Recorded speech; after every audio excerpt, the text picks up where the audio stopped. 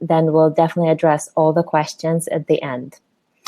And during the presentation, during the class, to make sure that it's easier for you to absorb all the information, so you have all the tools, not just listening to our voice, we're going to have a presentation so you can follow us along and take notes. And just before we jump in, and while everyone else is joining, we want to just take a couple of minutes to introduce ourselves so you know who you're talking about, who you're spending today's lunch with. So Sadia, do you want to introduce yourself and tell us how you came to Ayurveda? Definitely. Hello, everyone. My name is Sadia, and my journey to Ayurveda was kind of a long one. I have to say that growing up, it was kind of embedded in my culture. And even though I didn't really always know all the names, all the herbs and the spices and the foods and the home remedies that my mother would share were all largely based on Ayurveda, but I would come to learn that later on. So I was always interested in wellness. And then finally, when I was living in New York City, I moved out to Albuquerque and decided to study with Dr. Vasant Lad. And that was one of the most life-changing and best decisions I've ever made. And after studying with him for a couple years, I moved back to New York City and was able to live so much better just knowing the language of Ayurveda and all the self-care tools and the daily routine or the dinacharya. It made a huge impact. So I feel really passionate about sharing that with other people because it helped me so much in my life. Yes, and in Albuquerque at Dr. Vasant Lad's seminar, that's exactly where we met with Sadia. And she was one of the students. I heard that there's a girl on campus who is as good at reading the pulse as Dr. Lad. And that was enough to kind of make me trust Sadia and her knowledge and her wisdom. And my journey with Ayurveda was somewhat not similar, but I came there because I had problems with my health. It was hormonal, and the only way around it, according to my doctor, was to start taking hormones to bring my period back. And my parents, who are doctors, they were saying that delay taking medicine as long as you can and try to find an alternative. That's how I found an Ayurvedic practitioner in New York who started reviewing my diet, my exercise, and we had to change everything from cleansing the liver to improving digestion. And then in 9 months, my hormones restored and came back into balance on their own. And that was a sign for me that I need to start studying this deeper so I can also help and share, because there were so many women around me who were struggling with bloating and digestion. Mm-hmm. And that's how I started. And I took lots of workshops with Dr. Lad, but my main teacher is Atreya Smith. And today we're going to just kind of share the main tips that are very practical on what you can start doing or using in your day-to-day life without spending years on studying Ayurveda, because I know that not everyone has the time to do that. Just before we move into slides, a quick note. Rebecca says that there's no sound. I think the sound should be good, so just maybe renew the window and let me know if there is sound. And if anyone else in the audience, I know we have quite a few people who joined, could you please let us know if you can hear us? So Marina, could you let me know if you hear us okay? So we can go on just knowing that everything we say is being heard.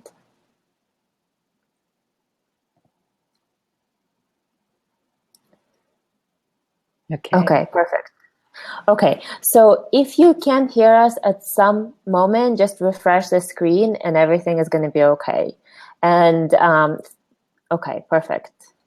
Okay, so we're going to move on to presentation. So we're not spending any other time on just chatting. Okay. Aria, and on my end, you'll see my screen with a presentation that I prepared. And I'm going to start, and then we'll kind of switch with in between each other to share the tips. So to start, what I wanted to share is the idea that Ayurveda is based on, that everything that is happening in nature is also happening in our bodies. And because seasons are changing, our lifestyle, our diet, our daily routine and self-care has to evolve and shift as well, so we're staying in harmony. So whatever is happening in the outside microcosm in nature is the same thing that is happening in the body. And what is happening in nature in early spring? Slowly, trees and plants are starting to bring in more fluid, more liquid. So they have the energy and the nutrition to start growing and blooming later in the spring. And that fluid can often show up in humans and us as an additional water retention, as mucus that can lead to congestion, to puffiness, and to slower digestion. And if we don't respect that, then later in the spring, we end up with allergies, feeling heavier, maybe not having as much energy. But if we do rely on nature's rhythms and adapt to it, then we have the opportunity to renew ourselves, to prepare for the spring, for the warmer season, feeling lighter, more vibrant, and having the energy, because kapha is very stable. So if kapha in your body is stable, in your mind is stable, then you will naturally have lots of energy. And hopefully will bloom just as a flower in the spring, with just glowing skin, healthy digestion, and lots of energy. So, Sadia, do you want to talk a little bit about what happens in nature and in the body in terms of kapha and what kapha is? So kapha is something that is within us all, and we all have different proportions of it naturally within our bodies. Kapha is the principle of structure, cohesion, lubrication.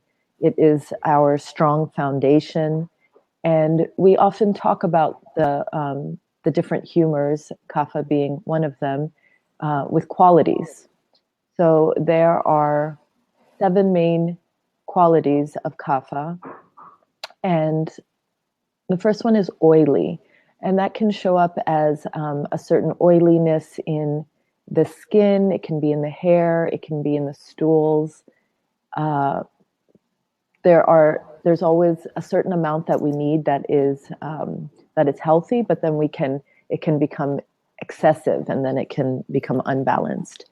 The next quality is heavy, and heaviness is our structure, and that heaviness can be really great because it can be our stability, but then it can also become overly heavy. It can become few extra pounds, weight gain. It can be a heaviness in the mind.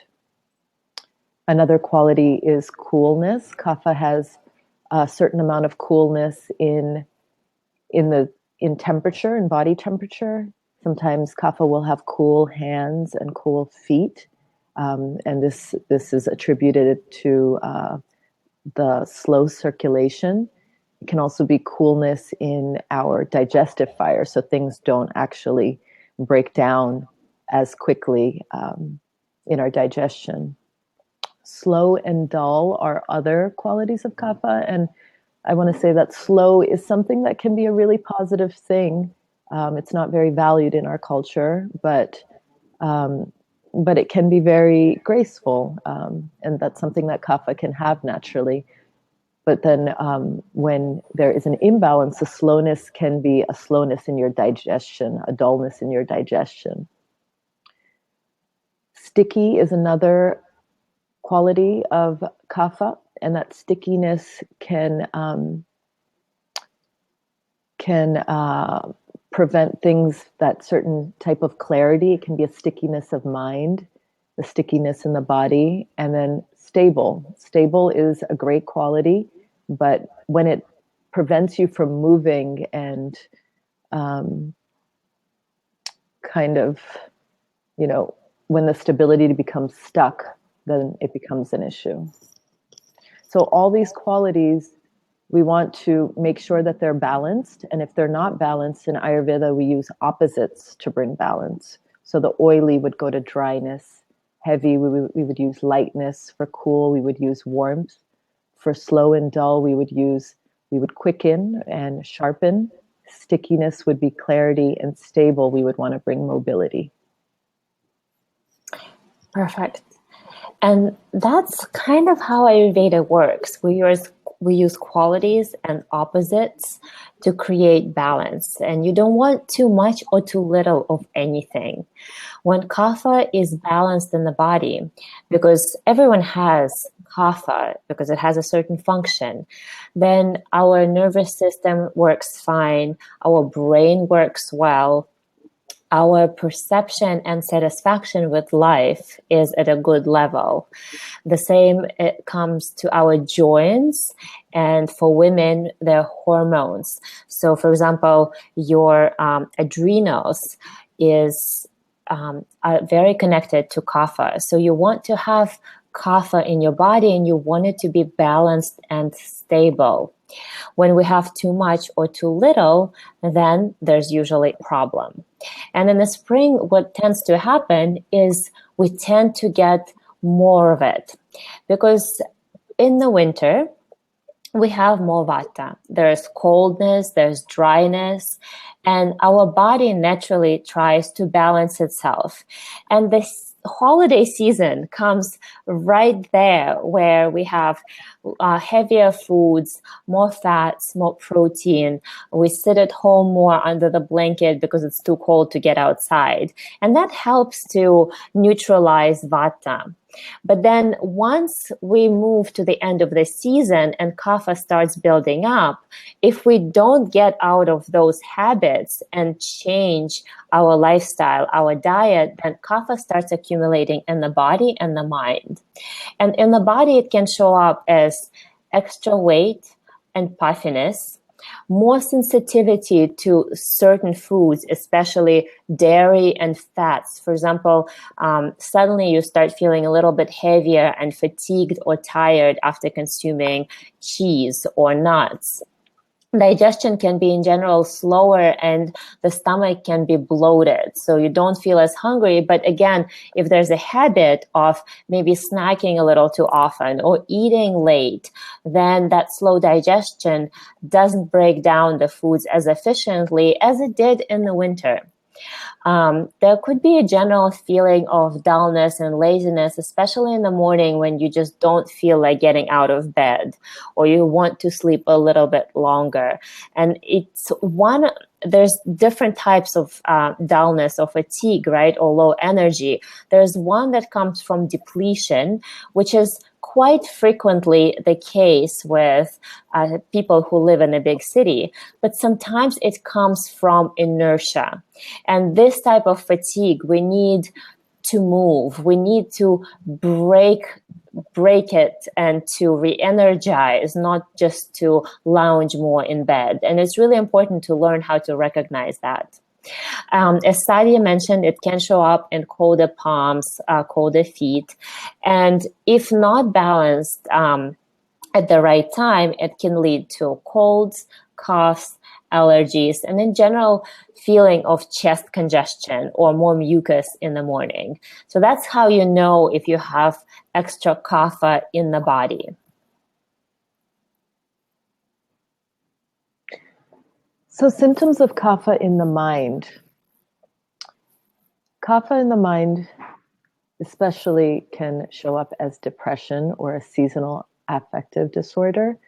And, you know, everything, we're going inwards, we're indoors a lot of the time. If you live in a cold place,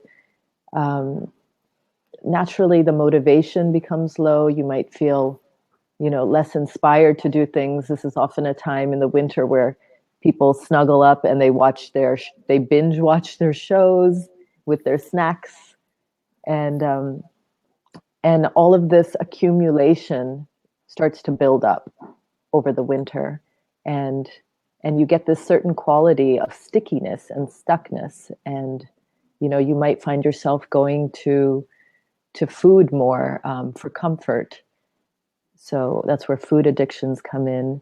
There might be a level of procrastination where you're just putting things off. You just, might have a lot to do, a lot of things piling up, but you just keep putting them off because you don't have that motivation, and you're feeling low energy because of all this trapped stickiness, the trapped kapha inside. And then it could just be sadness as well. Another really important thing to mention is um, kapha can get really attached, and that attachment can come. You might be attached to certain emotions that you can't let go of, certain relationships that aren't serving you. The attachment can be just to your stuff, and you find yourself hoarding a lot more and just keeping a lot of stuff, which is why spring cleaning is such an important thing. So these are all things I'm sure we have felt, and this is just a natural symptom of excess kapha, and spring is the perfect time to let go of this. And there's certain things, again, moving from qualities, from gunas, that will help to increase kapha or decrease kapha. And some foods that were serving us and supporting us in the winter now will be detrimental to how we feel and to our energy in particular. So foods that increase kapha is anything that tastes sweet. And sweet is not necessarily means that it has to be sugary. Sugary is going to increase it the most, but even overabundance of fats and proteins can have a negative effect. Anything that's cool.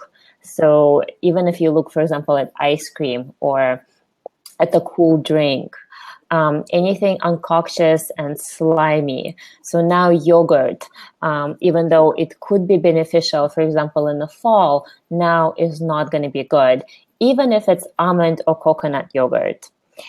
Any heavy desserts or any heavy foods. So the comfort foods that we go to in the winter, again, now are going to just create more heaviness and stickiness in the body. Whether you talk about too many potatoes or macaroni and cheese or sweet drinks or even cold smoothies. So any time there's less sun, right? In the beginning of the spring, there's usually not that much sun. It's still not warm. So the weather itself creates more kapha. So cold, wet, rainy, heavy weather, when it's humid outside, this is all going to increase kapha dosha. And if our behavior, our daily routine and habits are not aligned with the season, and for example, our activity level is low, we don't have structure in terms of the projects that we're working on and certain goals that we're accomplishing and moving in the direction. So we're not just staying in one place, right? It's really important to achieve goals if you have kapha and to have that feeling of progress. So too much lounging around will also increase kapha dosha, especially mentally. Okay, things to reduce kapha. So the good news is there are plenty of things that you can do to reduce kapha. The number one thing to reduce kapha, which is often the most difficult for kapha to do, is to get up and move. That exercise, that mobility will help to break down kapha. Having a variety of activities, even dancing, hiking, anything to get you up and going. We definitely do not want to have any day sleeping because that will increase kapha. And actually waking up early is really important, and not getting too much sleep, because there might be a tendency when you feel like, oh, I'm tired and I have low energy, to just want to sleep more. But actually, the remedy for that is to sleep less, and definitely no napping during the day. As far as food goes, we want to balance the gunas that we talked about when we talked about heavy and oily and cold and damp. So we want lighter, drier foods. We want to have, we want to avoid certain foods like dairy. Dairy has a certain dampness to it that can increase congestion. Gluten is something that is quite heavy, and it is very difficult for the body to digest. And there's already a slowness in the digestion then. So that is also something that we want to reduce. Anything that is cold, we don't want to have cold salads and cold smoothies. As Nadia was saying, sometimes we feel like, oh, we'll just have a smoothie and that's something light. But in fact, that is really slowing down your digestion. We want to reduce the intake of all nuts and seeds. As we said, that is going to be heavy and oily, and we don't need more of that. As far as the tastes go, we want to favor the three tastes that are often neglected in our culture, and those are pungent or spicy, bitter, and astringent. We have a tendency to favor the sweet, sour, and salty, but increasing pungent foods will help circulation and get the movement going, internal movement, which will inspire external movement as well. Bitter will help with all the digestive juices that we need, and that could be in the form of bitter greens.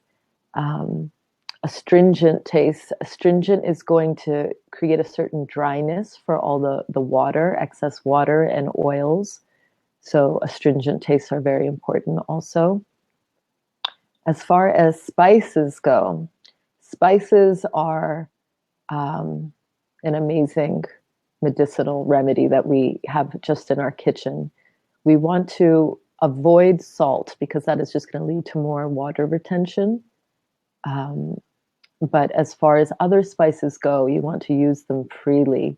Spices like pepper, mustard seeds, cumin, turmeric, ginger, cinnamon.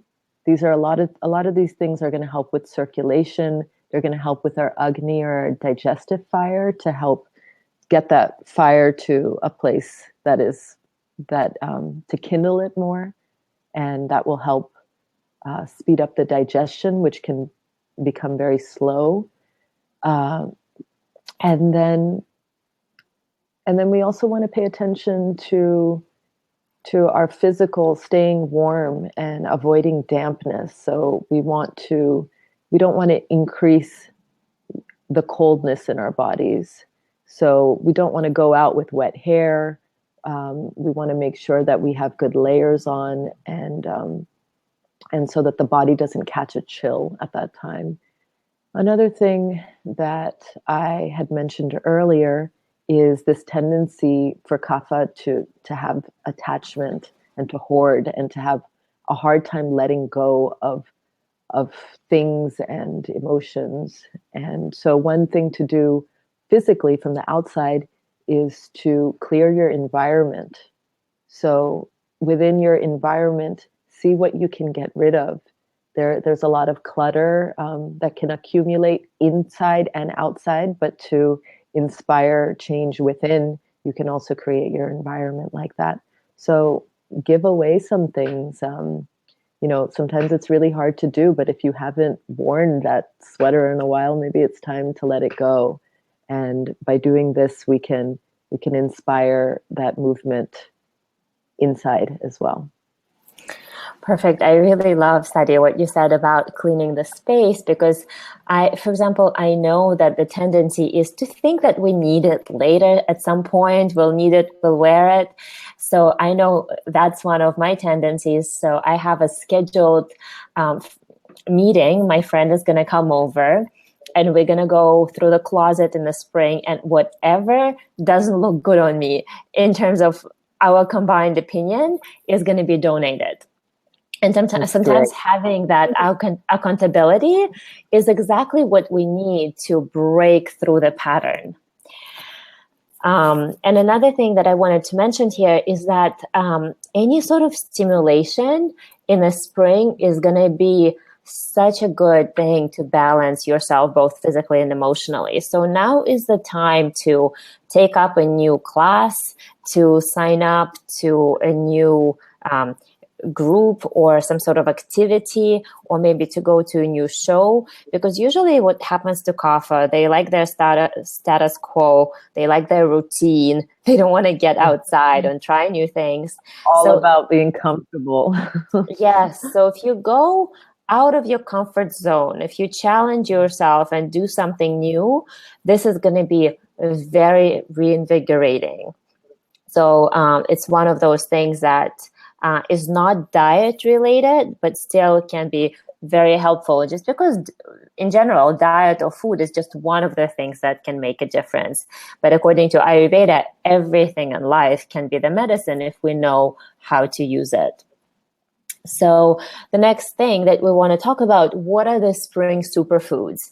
What are the foods that you want to include? Because yes, you know that you want astringent, you want light qualities, more bitters, more pungent, but what does it actually look like on your plate?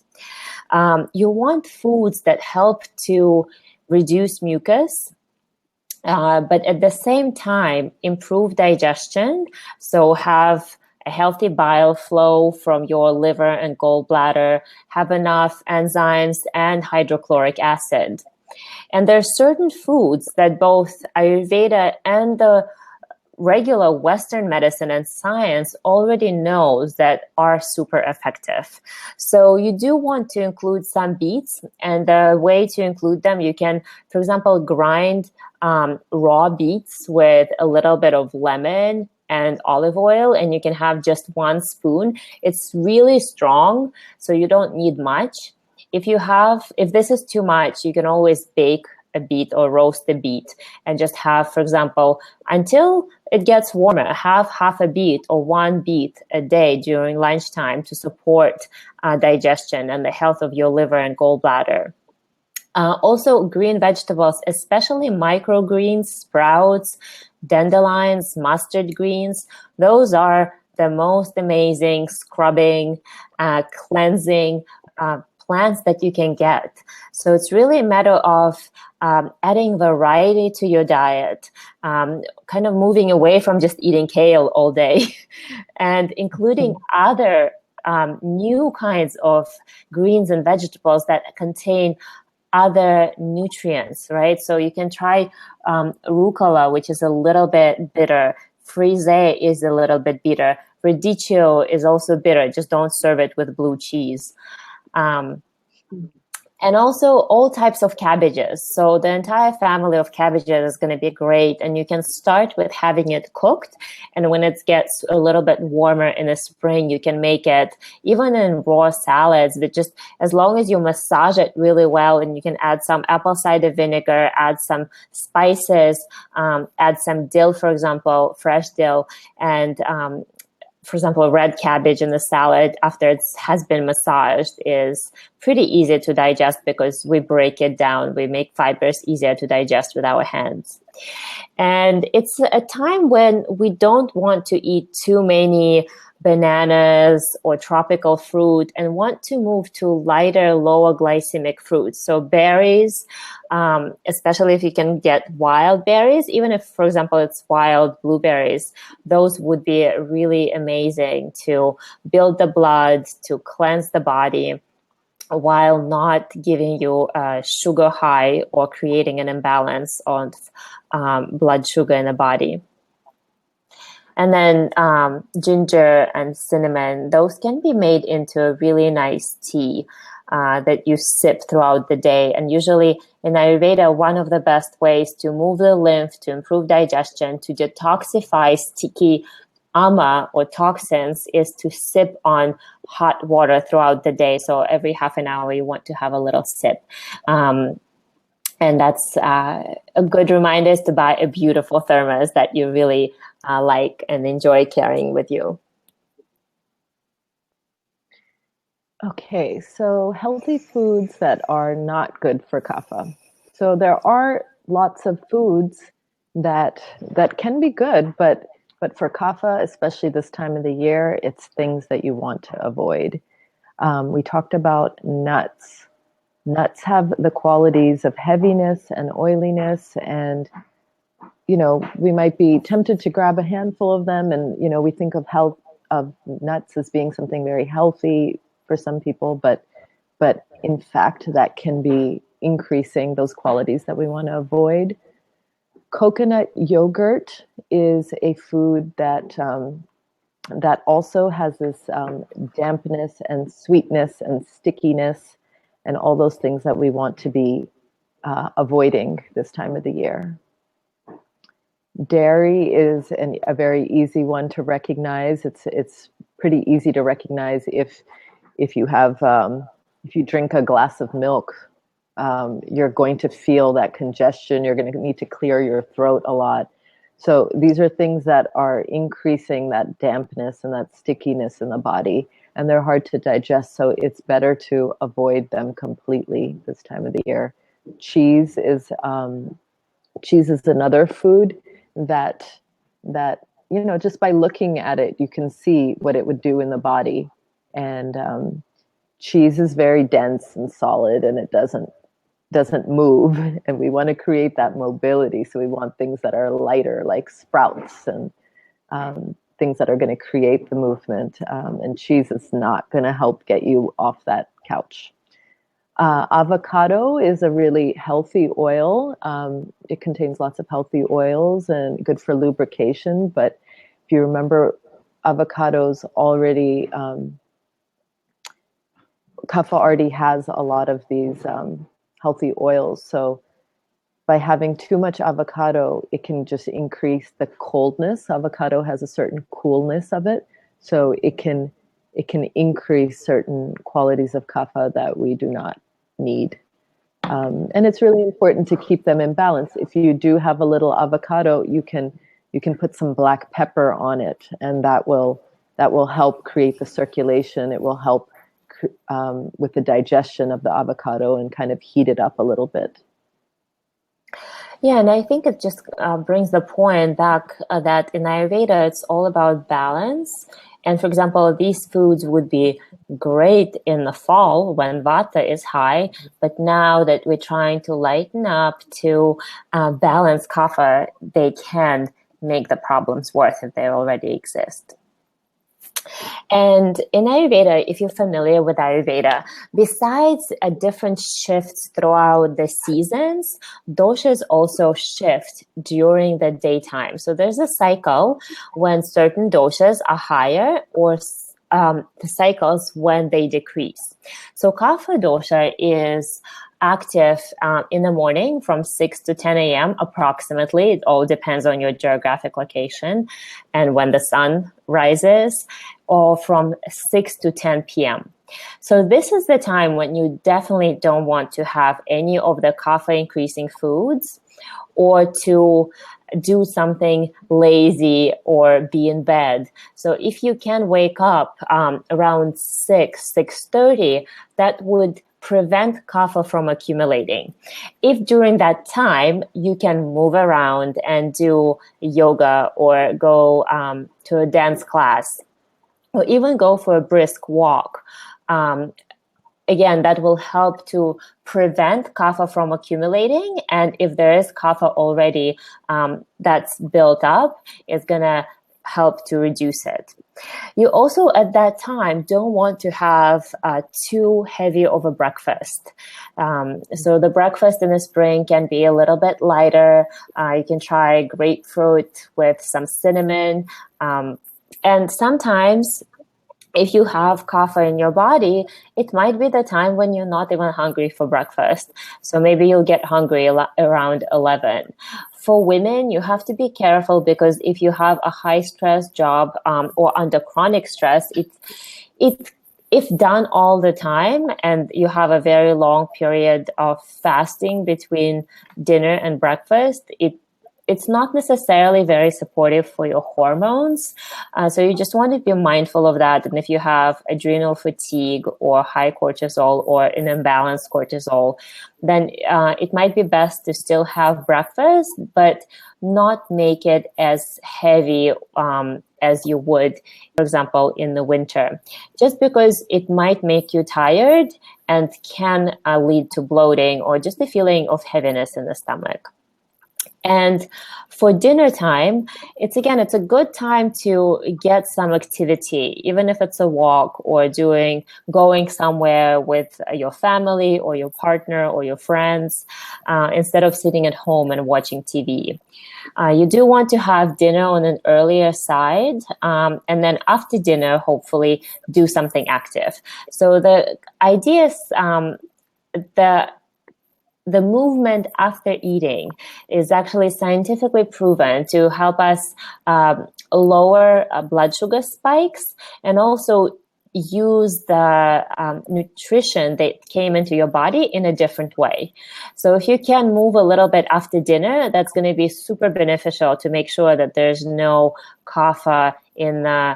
extra kapha in the body, in the digestive system, and that you will awaken with more energy in the morning. A heavy dinner, especially if it has dairy or bread, will almost guarantee that you'll wake up with not enough energy. So a schedule for our spring detox, having a schedule is essential. Like Nadia was saying, setting goals is essential. For a spring detox, as we said. Sorry, Sadia, do you mind if I interrupt you? I think it's more for like the spring and entirely. It's not just the detox. For the detox, you want to stay more with the routine, but in general, for spring, it'll work. Sorry. Yeah, I mean, having a daily routine is one of the most important things that you can do for yourself. Having a really good morning practice is essential. So as Nadia talked about, awakening early. So yeah, between 6 to 10, kapha is going to be at, the kapha qualities are going to be more. That's when it's a little bit more damp in the air. It's cool. So, it might be really hard to wake up early, but if you wait until those timings in between 6 to 10, it's going to be harder, and it's going to increase the kapha. So really awakening early is essential. Having an oil massage is really amazing. In Ayurveda, it's called an abhyanga. It is it's a self-warm oil massage, and you can use different oils depending on your body type. For kapha, sunflower oil would be good. And that is massaging your whole body with warm oil and then following it with a shower or a bath. Cleaning the teeth is important. Scraping the tongue is important.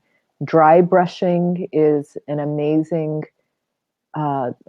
practice to add to your routine. It really gets things moving. It's really good for moving the lymph and just encouraging all the toxins to drain out. And then having some exercise, especially in the kapha time of the day. So between 6 and 10 a.m. is an amazing, excellent time to have some exercise.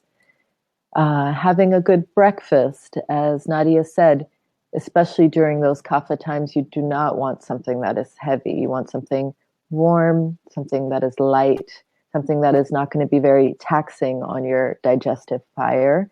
And then if your kapha is high, you want to really respect your appetite and your agni and your digestion. So if you're not feeling hungry, do not, just have food for the sake of the time. It's really important to check in with yourself to see if there is true hunger at that time.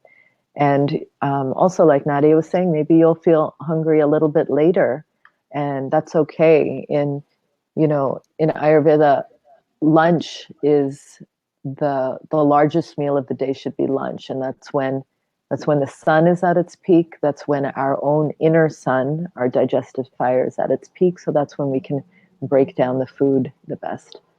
Then in our schedules, we might work, we might be doing some studies, and lunch according to appetite, all meals according to appetite, but again, lunch being the largest meal of the day. We want to exercise when we're having a detox, but you want to have a light exercise. You don't want to go over 50% of your capacity. Regularly, kapha can actually kind of take the most physical exercise because kapha naturally has the most stamina. But when there is a detox, we want to be really mindful of not over exerting our bodies also, because we want to use that energy to internally, we're doing a lot of work and we want to respect that. So having plenty of time to rest and meditate is crucial. You know, I see some people doing detoxes and they're just running around and they have not given any space in their lives for this detox. And so it's really important to clear your schedule a little bit and allow yourself some extra time to kind of go within and to help facilitate that inner detox with outer activities. Having dinner, like Nadia said, having a walk after meals is really, really essential, just to get things moving. You know, there might be a tendency to want to take a nap or not move after a meal. And that also says that perhaps you ate too much also. So the amount of food is also very important. And then before bed, you want to do something relaxing, something enjoyable. You know, it's very common that we are, you know, on our phones right before bed, in bed, you know, which is not helping to kind of relax our nervous systems. And doing something relaxing is key. So you can do some breathing techniques, some light yoga. There's, you know, something that is very calming for you. And then getting to bed before 10 is crucial, or right at 10. It depends where you're living, but generally sleeping between 10 to 6 is a good practice. But you don't want to go further past 10, because then you get into hours that your body becomes more activated. So you might sometimes feel like you're feeling a little bit tired around 10, but then if you stay up longer, you kind of get this second wind, and that's going into the pitta time of the day where you become reactivated. So it's important to go to bed before that activation begins. And Sue, I see your question about how does the daylight saving times affect. So usually in Ayurveda, the time is approximate, and you do want to think from the point of view of sunrise and sunset. So usually the sunrise would be like the beginning of Kapha time. So that's why we want to wake up either a little bit before or right at sunrise. And with daylight savings time, there will be a couple of weeks of adaptation. So just try to stay connected to the cycle of the sun, because that's going to be the most true indication. And for why we started talking about the detox is that the spring is the natural detox season. And this is the time when, if we do choose to do the detox, it will have the most benefits and the least consequences. So oftentimes people try to go on a detox or on a cleanse, and they start feeling a vata imbalance, really hungry, really strong cravings, very fatigued, binging, because they kind of go from restriction to binging. In the spring, the outside environment, the nature, the processes in your body actually support an easeful detox. So reducing certain foods or certain food groups is going to come easier. There won't be as much of a negative emotional consequence, because chances are your body just flow with it because that's what nature intended. And the reason why we want to do a detox, besides the fact that we're being surrounded by chemicals that we eat, we drink, we breathe, this is the time when we can reactivate our digestion. So we have less food sensitivities, become better fat burners, and less dependent on caffeine and sugar, because usually our body, if it's in a rested state, it has quite a lot of energy. But if we become dependent on caffeine and sugar for energy, then it becomes less sensitive to our own energy producing biochemical processes. So if you're relying on caffeine to wake up in the morning, for example, your body will be less sensitive to the natural curve of cortisol that's supposed to wake you up and give you energy. And bring that sensitivity back, you need to have a couple of weeks of restoring the sensitivity of your body by eliminating all the triggers, all the foods, and, for example, excess caffeine and sugar. And it doesn't have to be very severe. You're not going on a juice cleanse necessarily. You eating healthy, whole foods. You're eating enough. You're not starving. But focusing on kapha balancing foods. So what you can try is sipping hot ginger tea, avoiding overeating or eating to about 3/4 of being full, adding drying and warming spices, and maybe having a lighter dinner or skipping dinner several times a week, or maybe just having liquids for dinner, like having a liquid spicy soup. Adding some, for example, grapefruit with ginger can be very beneficial to help bring the energy back to your liver and gallbladder. Same as with beets, as I said before. Sprouts and sprouted grains would be helpful. You can try to use bitters in water. So there's, for example, digestive bitters that you can buy pretty much everywhere. I think the company is called Moonshine, and they have little digestive bitters that you can add to your water. It will also improve liver and gallbladder function, and kind of scrub the intestines. And also you want to keep checking in with your tongue, and your tongue will give you a good idea of whether you need a detox. So if your tongue is covered and it's a little white and glossy in the morning, chances are your body is really needing that detox, a few weeks of lighter meals. And usually the benefit of doing a spring detox is that besides better digestion, you have better focus, better memory, more energy, and with that comes effortless weight loss. Your skin is glowy. If you have a lot of caffeine and sugar, it really shows up on the skin because it affects how collagen is produced.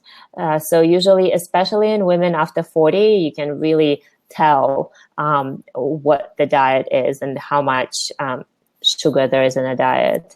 It supports liver and gallbladder health. That is your ability to digest heavier foods, fats, proteins, because hormones are very much connected to our liver health and how well we can excrete the hormones.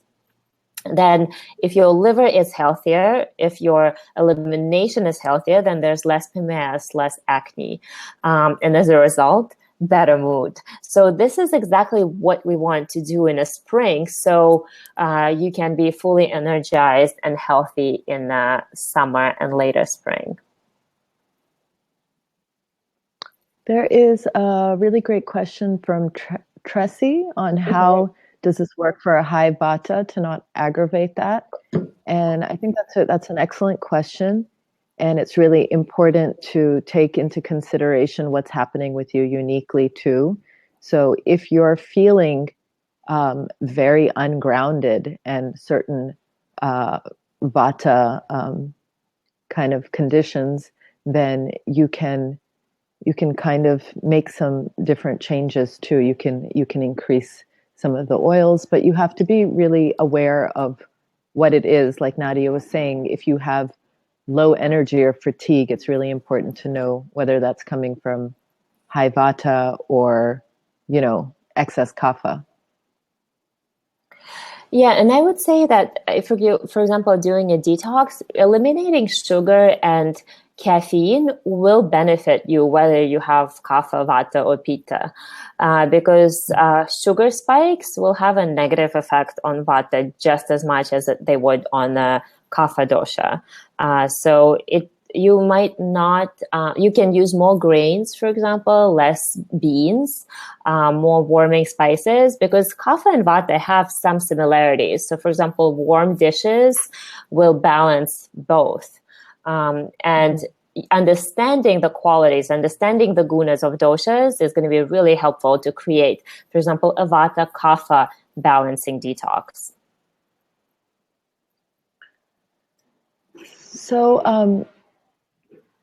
So yeah, now is really the time.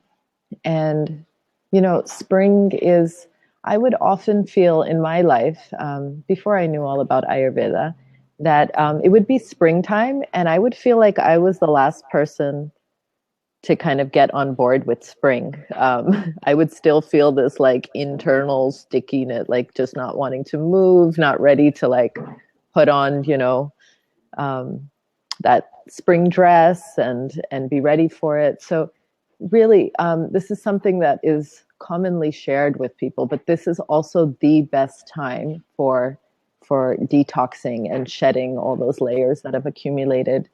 So this is really a great time to change old patterns and renew ourselves and release the things that we have been storing during the winter. And it's also a really great time to think about what we would like new in our lives, because spring is a time for renewal. So it's such an amazing time. Yeah, there is New Year's where we make our lists, but I really feel like this time more than any other is we've spent all winter kind of incubating in our um, kind of more of a dream state, and now we've come out of it, and this is the time to, like Nadia said, take a new class, join a new group, do something that you've been wanting to do for a while. And it's a really great way to kind of look at your life and assess what's going on and where it is at and where you'd like it to be, and set some new goals. And now is the time. Yeah, so it's basically the time of action. And what I see in the comments is Marina is asking if there's simply following an Ayurvedic regimen or diet enough, or if there's a specific diet that you would recommend. Marina, there's lots of books, there's lots of websites, lots of ideas on how you can do the detox, because you can actually do it in multiple ways. You can have all khichdi, you can have just whole foods with a predominant of the kapha balancing taste. So either way is beneficial when you take out detrimental things. So you take out caffeine, you take out dairy, gluten, you use more spices, you have a routine, and you can set for yourself a time frame. For example, try to do it for a week or 10 days or 2 weeks. And if it feels good, it can last, for example, for 3 weeks. So it's really individual, and there's lots of options to explore. And that's kind of what we are coming onto, is because Kapha time is such a difficult time for people to change and to change habits, because Kapha is heavy and doesn't want to move, doesn't want to change. So that idea of taking action, of committing, of starting a new routine doesn't come easy. And after working with clients for many years, what I see is that a lot of people like the idea of a detox. But it's not that easy to do when you have all your triggers, your family, you have to start cooking new foods. And it just a lot of times seems more stressful than relaxing. And to help you to help those of you who actually want to have a supportive environment, we decided to create a little group to do a spring detox together. And we're going to do it in Sadia's beautiful lodge. She has a lodge in Berkshires in Massachusetts. And we're going to do a 3-day spring detox where all your meals are cooked organic with kapha balancing foods and spices. When we have group classes and exercise, and there's lots of lectures and group support. You get one forehand massage included, and there's materials that you can follow. So when you come back home, you can jumpstart the process and then continue, and we'll have a follow-up call at the end of the week to just make sure that you're feeling okay, that you have no questions, or if you have questions, that you have the questions answered. And the website for that is Ayurvedic Spring Detox. I posted that in the comments. And if you're interested, there's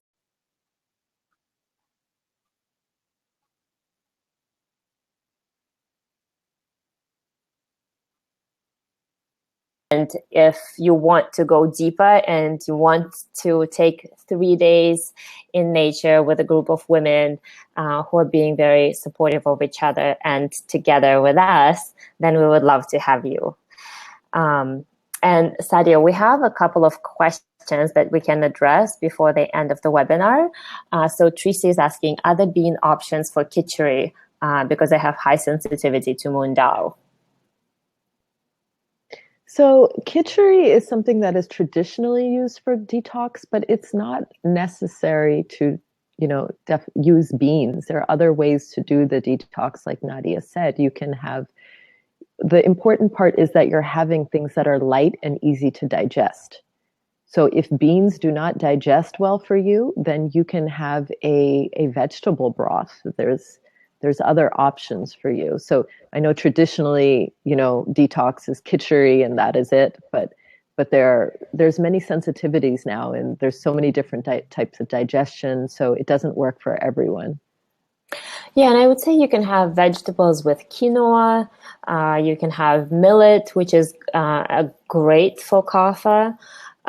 So it's really a matter of finding what works for you and using gentle cooking methods. So there's no frying. There's not a lot of greasy, kind of oily foods. So if it's simple and you can easily cook it, you'll be able to stay on it longer, and that's going to give more benefit to your body. If you're kind of suffering through the process and hating your life, you're not going to last long. So it's really important to choose and listen what works for your body. Yeah. I hope you all will join us. This land is amazing here at Racebrook Lodge. There are 3 waterfalls that you can walk to just up the hill, and a beautiful brook that runs right through the property. And we're so excited to host you here, and we have lots of fun things and informative things planned. Yes, and we're actually not going to cook khichdi because we know that a lot of people with a Western digestion don't digest it well. So we have a beautiful menu planned around more Western food and diet.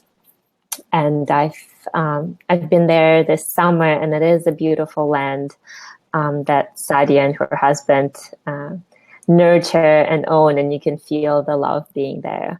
So if you have a chance, we would love you to join us. And if not, I do hope that the presentation was helpful in terms of understanding better what will serve your body to stay balanced in the spring, and how the diet and the routine has to change with the season. Okay. Thank you guys for joining us. Thank you. And stay connected over email. And if you have any questions, you can always either email us or find on social media. Thank you. Thank you. Okay.